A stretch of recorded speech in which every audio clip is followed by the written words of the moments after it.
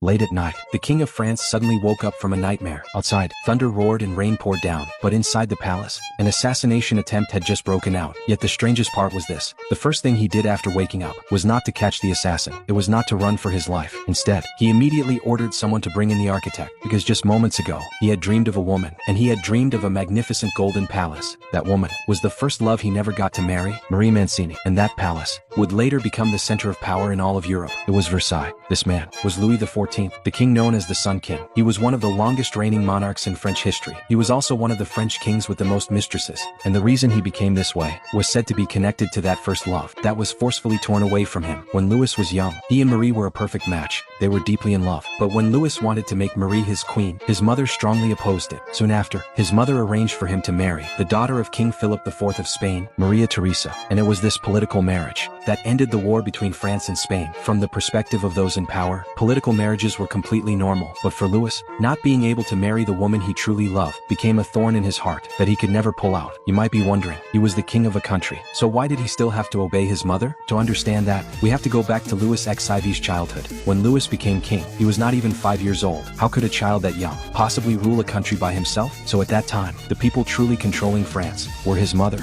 Queen Anne, and the chief minister, Cardinal Mazarin. And when Louis was still young, he experienced two Fronde rebellions in Paris. That period of chaos left him with a deep fear of the city. Because of that, an idea slowly formed in Louis's mind. He wanted to leave Paris, so he came to a small village called Versailles. At first, this place was only a royal hunting lodge. It was not until his mother and Mazarin died one after another that 24-year-old Louis finally took full control of the throne. And the story begins inside the hunting lodge at Versailles. That night, his personal valet Bontemps was staying by Louis's side as he slept. In his dream, Louis saw his dead mother. His mother warned him that the road of a king was destined to be dangerous. A monarch without power in his hands would eventually be swallowed by others, and a monarch without a palace could not truly be called a real king. Then, Louis dreamed of his first love, Marie. Marie looked toward a magnificent palace. The scene changed. The two of them appeared inside the palace. That extremely luxurious palace made Marie's face look even more beautiful. Lost inside the dream, Louis shared an intimate moment with Marie, but in the next second, he suddenly woke up. Bontemps heard the movement and quickly got up to wipe Louis's body. But at that moment, Louis did not care how embarrassed he looked. He immediately ordered Bontemps to bring the architect to him because he was afraid that if he waited even one more second, he would forget what the palace in his dream looked like. At that moment, the storm outside was raging, but inside the hunting lodge, an assassination attempt suddenly broke out. The guards rushed in and tried to move Louis to the guards' hall, but the cautious Louis did not trust them at all. He only ordered Bontemps to summon his younger brother, Philippe. At that time, Philippe was busy playing cards